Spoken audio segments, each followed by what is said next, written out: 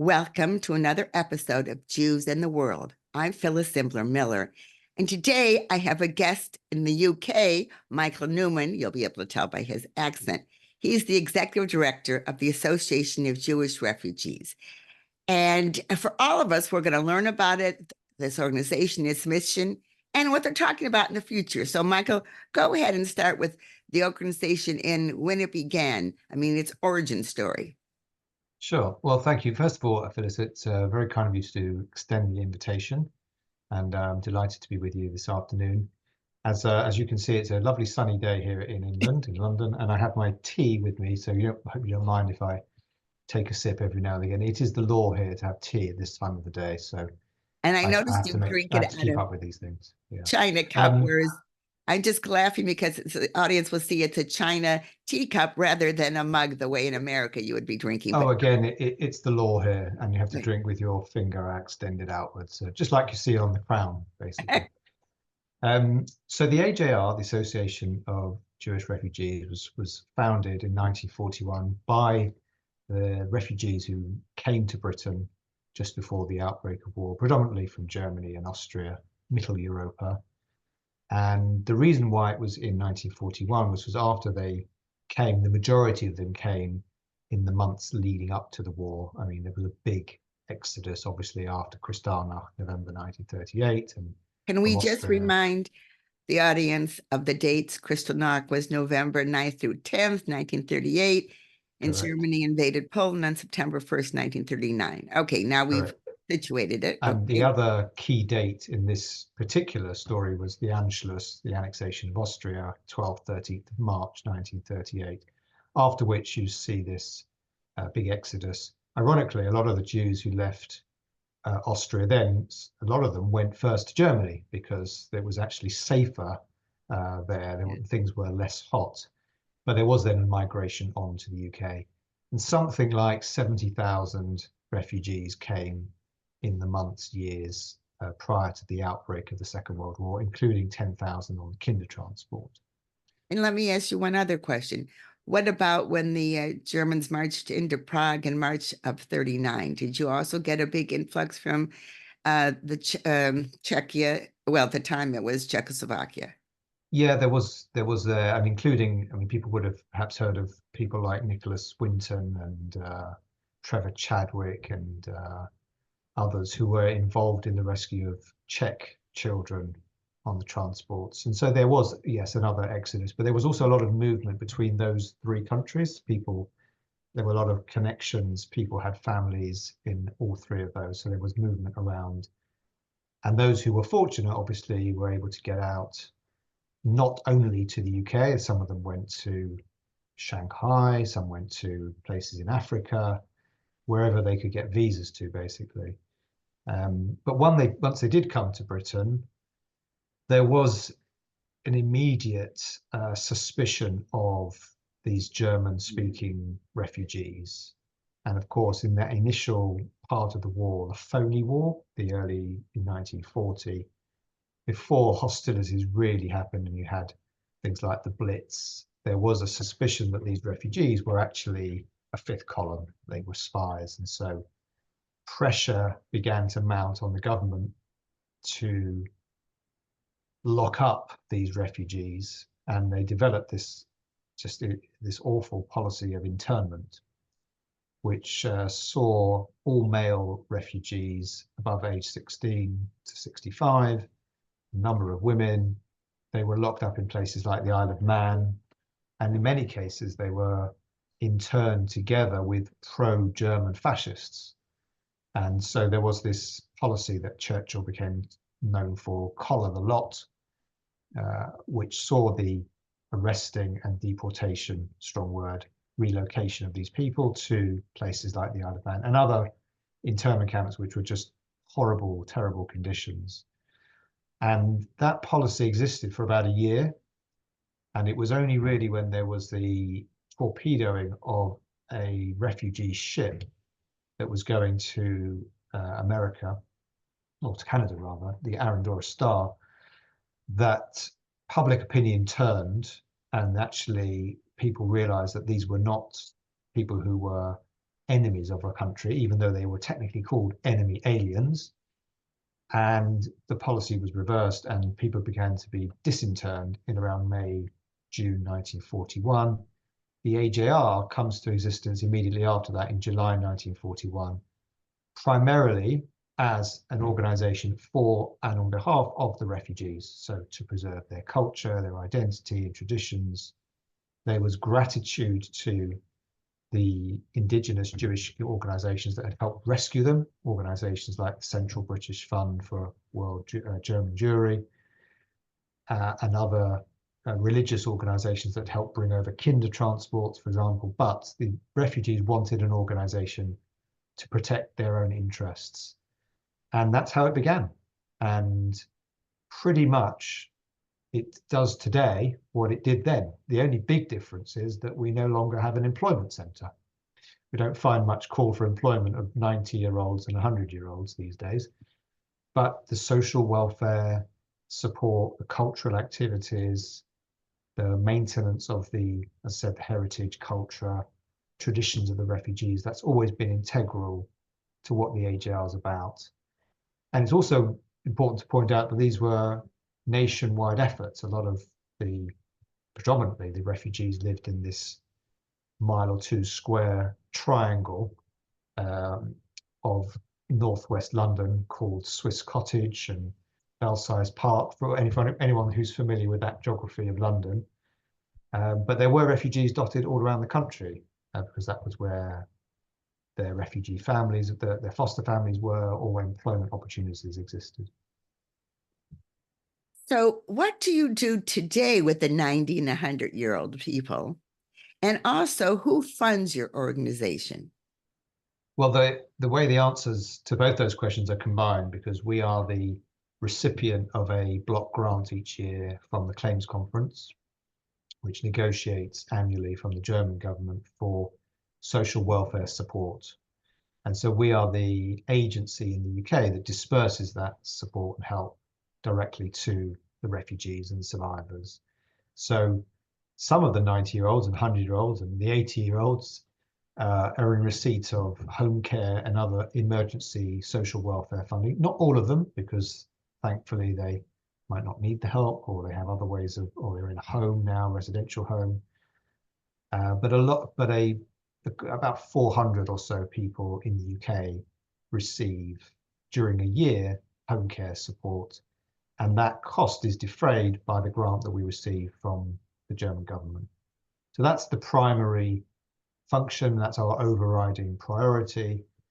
And then alongside that is maintenance in another way through social activities, socialization. I think in America, you call them Cafe Europa programs, but there's similar gatherings, opportunities for members to get together, outings, holidays, speakers, cultural visits, tea mornings, coffee mornings, that kind of thing. Let's talk about anti-Semitism, both in the UK and also your work with the International Holocaust Remembrance Alliance. So, Yeah. Anti-Semitism being a very important topic at the moment, unfortunately. Go ahead. Yeah, well, like a lot of other countries, we've witnessed a huge spike since 7th of October.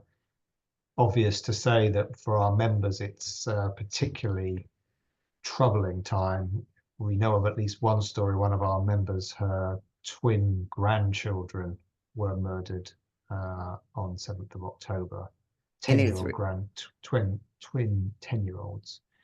So it comes very close to home, and obviously a lot of people have families there or have even relatives who are fighting there. And so it anyway is an area of great concern when you add on what's happened, the response from around the world. I think particular to the UK are concerns around a number of educational organizations, universities, and institutions like literary festivals, theatre organizations that are adopting the cause.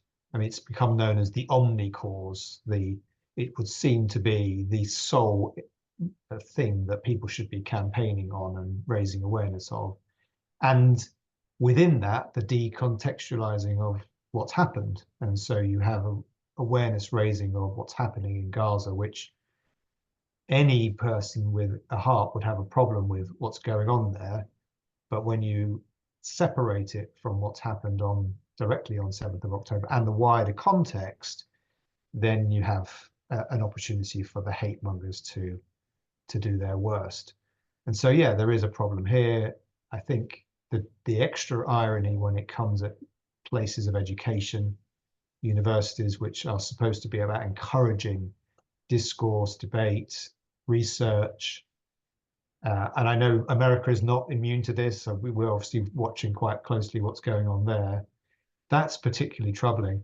The one thing I would say is that we're about to have, as you know, a general election here. Both the main parties, in fact, the mainstream parties have been steadfast in their support for the Jewish community and are calling out Hamas for what it is.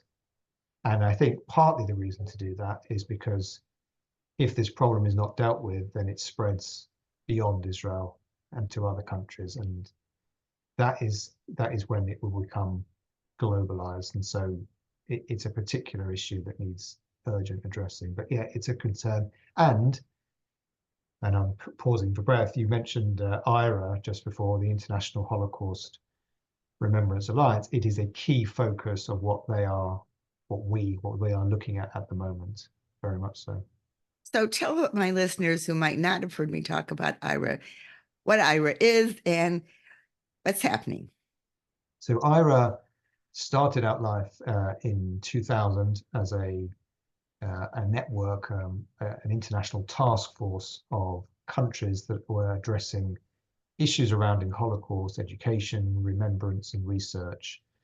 And it changed its name, I think, about 10 years ago to the International Holocaust Remembrance Alliance. It now has about 30 member countries and a number of permanent international partners, one of which is the Claims Conference, another of which is the Council of Europe, the United Nations, and I say that slightly ironically at the moment.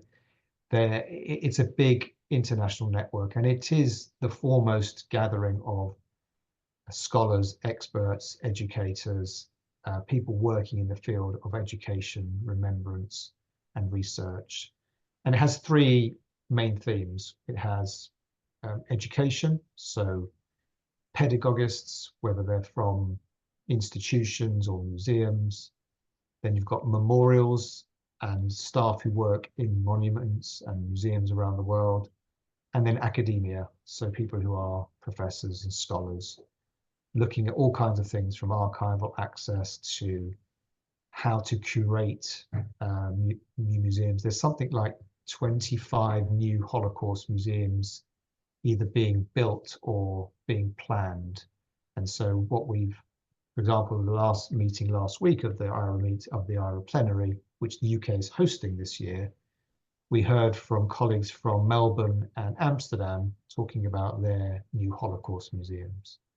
So Yes. it's extremely encouraging, particularly at this time when it's almost like the antidotes to the problems that we are seeing in the newspapers and on the streets in countries all around the world. Yes, the Amsterdam official opening, though, was marred by pro-Palestinian protesters, unfortunately. But it's very, and it took, I think, 20 years of various things, but it's really exciting that the Amsterdam Holocaust Museum is opened. And Yeah. I had, even though I follow this, I didn't realize that many. I know there's going to be hopefully a new one in Boston, and it's very exciting if it's used properly. Sure. I will just say from my own experience in doing some projects so I'm in Los Angeles, but doing some projects with my hometown of Elgin, Illinois, non-Jewish high school kids. When in January 2023, we brought a group to the Holocaust Museum in Skokie. It's a suburb of Chicago. Afterwards, our group got really good. I'm saying this as a plug for people you'll see. Really good reviews, meaning how well behaved and interested our students were as opposed to another group at the same time. The reason is our group we did on a lot of work ahead of time. So when they got to the museum, they really appreciated what they saw.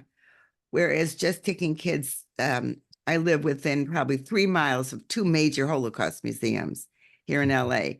And just taking kids for, an hour bus trip, and you walk in and you see the museum and you walk out and it's a way out to get out of school, I don't think does a lot for education. Yeah. Well, I think just to add to that, one of the other planned monuments is actually in the UK, in London. There is a proposal to have a Holocaust memorial and learning centre directly next to the Houses of Parliament. So when next time you and your listeners, watchers are in town, well, that's the plan to have it. It's going through the planning motions at the moment, but it's another one on the list of proposed museums. And the important thing to add there is, again, contextualization. So you're telling the story through a particular narrative of the country. And you also, it's important not to shy away from the difficult and horrible histories, because there are in all countries, and not to present too much of a redemptive narrative or too much of a savior narrative, particularly in the UK. So the Kindertransport is an obvious example, which was the rescue of 10,000 children, but wasn't their parents. And it's 10,000 Exactly. children, and 1.5 million were murdered in the Holocaust. So for every one life saved, it's heroic, but of course it's part of the story. Exactly. And part of the story was that children didn't risk taking jobs from British public. So that's, to look at the whole economic context and also probably aliens, spies, etc. Yes. Yeah, yeah. It's a whole context around how the political, those in government viewed things, the public opinion as well. And also, as the war moves on, what was known during the war. I mean, there's strong evidence now. There was articles in newspapers. People knew about massacres. And when is it right to stop acting? So you acted a bit before the war, obviously gave sanctuary, but there was certainly knowledge at the higher levels of government about what was happening, particularly from 42 onwards, with after Wannsee and the perpetration of the Holocaust, the genocide part. So that's the aim, right? To make sure everything's contextualized and presented in a clean, upfront way. Yes, and in a way that resounds with young people, that they can really grasp it personally. So when, interestingly enough, when we took these high school students who really live in a city basically with not very few Jews, they may never have known met a Jew. There was a blanket made out of a burlap sack that's so uh, impacted the kids, because when they were told that the child who had survived, now adult, gave the burlap sack, and that when she gave it to the museum, she was allowed to come and make appointments to come hold it. They would take it out of the case because it was the last thing she had of her parents. That hit these young people where they really, really could understand it. Yeah, yeah, and there is a lot of, particularly in certain areas like in London, there's a big kind of immigrant Yes. families as well. There's a way to connect, because it's a similar story of displacement, sometimes because of oppression or war, conflict, and coming to a new country, new identity, new cultures to learn, bringing a bit of your own and absorbing yourself into a new way of life. So there is a lot of similarities there. So in your organization, second generation and third generation can also join. And you told me how many new members you got of first generation. Well, so Yeah. So are you, I spoke to someone yesterday here in the United States who's doing a program called Generations Forward, and they are training the second and third generation to tell the first generation stories of their parents and grandparents. Now, are you doing that through your So, association? so we directly are not, but we are referring colleagues, people who want to do that, to a partner organization, similar name, called Generation to Generation. So it has, and the word two is the figure two The in the middle. number. But it's not only second generation. I'm third generation, and I've said I would sign up to their training to tell my grandmother and her family's story. And it's a way of like a kite marking so that they help with presentation skills. And so when they then go into schools, you're delivering a story in an engaging, impactful way, as well as being able to preserve the legacy of that individual, those family members. But that's their kind of dedicated role. There are other second generation organizations, but what we're trying to do here is to act as the sort of umbrella and convening organization, because we anyway have a lot of second generation members and a growing group of third generation. And it's different for each generation. So some is like an obvious thing to say. It can be a very different experience. Generally speaking, the third generation seems to be have a lot more engagement, but without that attachment. Whereas the second generation might still be impacted by the trauma of their parents. I'm generalizing, but that's what we've seen. Okay, if you're willing, share your story with us. Well, my grandmother was a refugee. She came as a domestic, so it was another way of being able to flee. She left from Cologne, and she Is this your arrived. mother? Is this your mother's mother or your father's mother? My father's mother. My mother's family were already here. They were what we call turn of the century Jews from Poland, and they were settled in the East End of London, a bit like the New York Lower East Yes, Side story. yes, But my father's mother was actually born in what's today Ukraine. Then the family moved to Cologne, presumably to escape the pogroms at the turn of the century, and settled in civilized Western Germany. And her brother came along 3 years later, 1917, or no, 5 years later, 1917, and they lived there until things got too much in the 1930s, and she escaped to England on a domestic visa. She arrived on the 31st of August, 1939. And I thought at first growing up that was one of those sort of apocryphal stories of people, lots of people arrived on the last boat, but she really did. And her parents, I subsequently found out, were murdered. Her father at Buchenwald and her mother at Chelmno, having been first deported to the Lodz ghetto. She had a younger brother who was deported to Poland as part of the Poland action.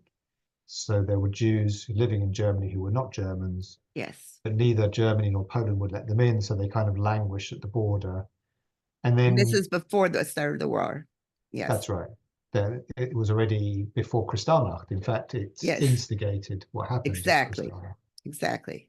So he disappeared and was never heard from again until 6 weeks ago, when a lady in Israel wrote to me to say that she thinks that we're related because she's the granddaughter of this uncle. And actually, he survived 14 years in a gulag and ended up in Belarus after the war. After Stalin's death, the prisoners were released. He ended up in Belarus, had two children, one of whom moved to Israel, and then this lady was born and also moved to Israel. So we are at this point of comparing family photos, and there seems to be a resemblance. And we're about to do DNA testing of her aunt and my father to see who are potentially first cousins, to see if there's a That's match. that's really interesting. Yeah, yeah. It's a bit of a shock to everyone. Right? Yes. And In I'm 2024, named, and I'm named after this man. but the assumption that he didn't survive. Correct. Yes, And because if we follow the story of what they're saying, he lived in Belarus but looked for his sister in America because last he heard that she was going to try to get there, uh, and she looked for him, I think, back in Germany and Poland and through Yad Vashem. and they both went to their graves 40 years later, not knowing that the other had survived. So it's quite a tragic story and explains a lot about her life and her personality as well. But maybe there may be a family connection after all. And is this family history why you became interested in the work that you do? Well, I didn't, I think on some level, yes. I think I'm anyway interested. I've always said within every family, there's the sort of legacy holder, the torch bearer. I mean, there might be more than one, but there's one who really is the person, and that is certainly in my family's case, it's me. I have, other cousins who do this, but from my side of the family, from the Holocaust side of the family, it's really just me. I also met another cousin who also lives in New York from another branch of the family we didn't know survived. And we had a reunion about 3 years ago. And she's the torchbearer for that family. And so a bit of it is, but a bit of it is I'm just anyway interested in the lives of the lives of the refugees, the survivors, and everything they represent. So, what advice can you give my listeners about speaking up against anti Semitism when they meet it? Maybe this isn't a fair question to ask you. It's a little bit off the spine of what we're talking about, but I'm always looking for advice for people who really, they can be gobsmacked. I like that word. When someone says something to them, A, is perhaps assuming they're not Jewish, or B, just thinks it's appropriate to say something anti Semitic. And then what do we say? Well, I think there's many levels and types of anti-Semites. I mean, we have to bear in mind that there are sadly the unreachables, and there are Yes, people who just yes, ideological or just everything they have is brainwashed or otherwise a view of Jews and Judaism. But I think there is also, I mean, there are different types. There's a whole range of just ignorance around it, people who are just unaware of what things are. I don't know if it's necessarily the way to do it, but I always found that telling the individual personal story as much easier to grasp than trying to portray the whole magnitude of the Holocaust and the 6 million who perished and the 12 years of Nazi rule. It's too big a subject. It has too many facets to try and communicate in one go. I mean, this is partly the challenge for teachers in general, but I think there has to be an acceptance that you're not going to tell the whole story because you've got that person's attention for seconds in some exactly. cases.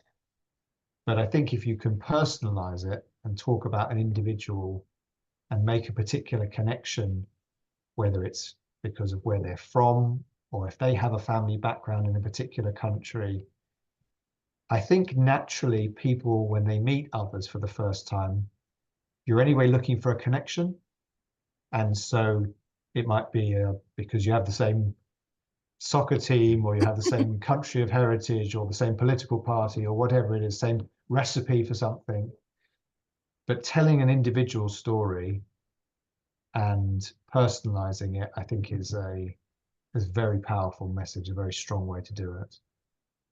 As a personal storyteller, and by the way, the one who I have a cousin, also a second cousin, Bruce Dumas, but on my mother's family, we're the torchbearers in our family. So I think that personal stories are really the way to do Yeah. it. Yeah. I think it's also when, I mean, this is partly the reason to do this training, because then there are other techniques to help people understand things, whether that's a map or Yes, an image or a picture of a letter or a certificate. People would have had birth certificates, they would have had school certificates, they would have had university degree certificates or a wedding photo. And showing that picture, showing a picture can help portray, help start the thought process on many levels. it makes the person that you're talking about real in a way that, Yeah, absolutely. They have a name, they have an identity, and they have a life. yeah, that's one of my things. Uh, just that, everyone, these trips to Auschwitz, but those are sterile. The people aren't there. And Yeah, personally, I think one person's story, and not particularly Anne Frank, because her diary was written before she went to the camps, but, and I don't think it has to be someone, I think it can be someone under kinder transport. I know a personal story of someone uh, got out of Vienna, kinder transport, and she was sent to a home that she was so miserable.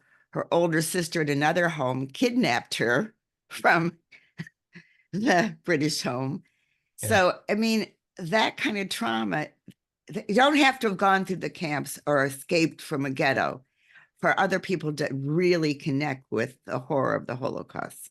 Yeah, and I think this is coming back to what we were saying earlier about telling the truth in the horrible truth about what happened. I mean, kinder transport was an act of salvation, but actually there were families who abused the kinder or treated them very badly, and they had miserable existences until siblings rescued them or other situations presented themselves as an opportunities to get out. But just interesting what you say about Auschwitz. I actually have a bit of a problem with the day trips and the Auschwitz trips because I think that a lot can be gleaned by visiting places like Vienna and Berlin or Germany, Austria more widely. Visiting Auschwitz is kind of the end of the story. It ends with the death, and it's an interesting place to see in terms of human. I mean, the notoriety and the evilness that people can do.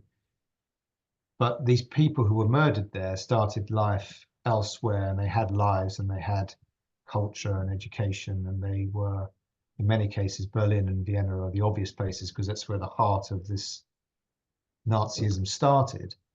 And I think that there's a lot to see and learn there from those visits Oh, that I, I I think that I think can be send different kind of messages to the Auschwitz narrative. It's an important narrative, but you've got almost, just take the UK, 70,000 refugees came from Middle Europe, and you've got about 1,000, 1,500 Holocaust survivors who came from the East. And it's their story that we're telling more than the 70,000, and there's just an imbalance somehow in that story. I absolutely agree. Having been recent within the last few years in both Berlin and Vienna, uh, I think it's really important to understand the life before and how, well, in Vienna, they didn't have a chance. It changed overnight. Um, okay, we're Vienna. I mean, we're Austria, now we're Germany. I think what you say, it's very important that people understand what we might call the pre-story, but really it's Jewish culture for hundreds and hundreds of years, Mm. and understanding that, and then what Yeah, happened. yeah. I'm just thinking that there's lots of interesting places that can be seen and discovered. You also see like places now like this, the Stumbling Stones, the Stolpersteiner, buildings where officials lived, the burning of the books in Yes, Berlin, for that example. can we talk about that? Uh, Yeah, it's you want to describe it, but I thought it was incredibly moving and so simple. You want to tell what it is? sure. Well, one of the Platz, one of the squares in Berlin, just off the main unter Right. den Linden thoroughfare, it's a place called Babelplatz, and there's a very simple but striking memorial where there was uh, as the name suggests, burning of the books. So people brought books of well, not just Jews, but Yes. authors that they considered to be unworthy of having their works published, And let's degenerates. mention the year. It's Yeah, so May. it's in May 1933, so it's very Hitler's only early. been in power for since January 30th or That's right. 30. Yeah. And already some of the restrictions and the intentions are shown. And so you have in May 1933 this burning of the books, not just there, but in many places, Yes. but a big probably people have seen the images of people Bonfire. bringing onto and throwing onto the fire books. And so what they've got today is, if you can imagine, a subterranean image of empty bookshelves. So And you so look down into the, you're you look down saying, through a perspex kind right. of floor into an empty library, but it's all white, clinical white bookshelves, and of course there's no books. But you immediately get a sense of the world's upside down, because usually you're looking at bookshelf is obvious what it is, and what's obvious what goes on the bookshelf. And there is a plaque there as well, which describes what happens, just for context. But it's that's kind of thing. You could have a very interesting lesson about that, and you go back to as you say, back to 1933. You can visit synagogues, or where synagogues were. Of course, that they were torched in November 1938, and lots of other dates and places in between that have resonance and connection. One of the ones I haven't seen, which I wish I had in Berlin, is the one done by two artists in a neighborhood where there are signs of the rules, the restrictions of Jews and the date. Like you can only go shopping between 4 and 5. And then apparently on the other side, not apparently, it's there's like a picture. So if it's you can only go bread shopping, then on the other side there's a picture of bread. And I wish I had seen that because I Yeah, think that's incredibly important.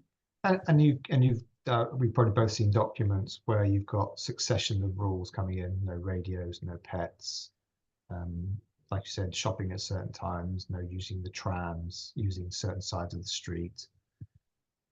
And as things became progressively worse and worse, ultimately Yellow Star, handing in your property or appropriation of properties and so on. So it's there's much to be seen, and you've got documentary evidence to present the story in parallel to that. So you've got the documentary side of it, you've got the witness side of it, and you're seeing a physical place. I think it's got this quite interesting combination. I've really, really enjoyed this talk. Is there anything that you'd like to add that you wanted to say? It's about the association or just Holocaust education in general and about being, I must say, every time I read an article about art restitution to the descendants of art collectors, I feel yes, yes. Yeah, I yeah. can't bring Well, back the person, but it's just someone has recognized what yeah, happened. yeah. And I think you've a similar thing. I have a similar thing when somebody's Stolperstein is unveiled. I think a similar thing. That person has been remembered, that they had a life, that they lived in that place. I was fortunate to do it for my grandmother and her family, which is actually how this cousin came to find me, because there was then an online article about Oh, that. And the article mentioned the name of the uncle, whose name is on one of the plaques, obviously, one of the stones. And that's how she found me. So you can make these connections. I think the other thing, just to add about the AJR itself, is that we also are a grant making organization. So we sponsor Holocaust education projects and programs in the UK. And we work with a number of the leading institutions here to help develop resources, materials, programs, and so on. And if anyone's interested, we do have an international membership. We are open to anyone who is a descendant of a Holocaust survivor, if anyone wanted to join. The big message, though, is if anyone happens to know of a survivor or refugee living in the UK, please do point them our way or let us know, because that is very time sensitive, obviously, but we are in a very fortunate position of being able to help, and we want to do that. So, number of requests for your listeners. okay. And I'm going to include in the description of this the link. You'll give me a couple of links that make it easier for people to find your website and contact you. And I'm just really pleased to have talked to you and share this with my listeners. Pleasure. Very nice to meet you face to face. And if you're visiting London, let me know. Okay.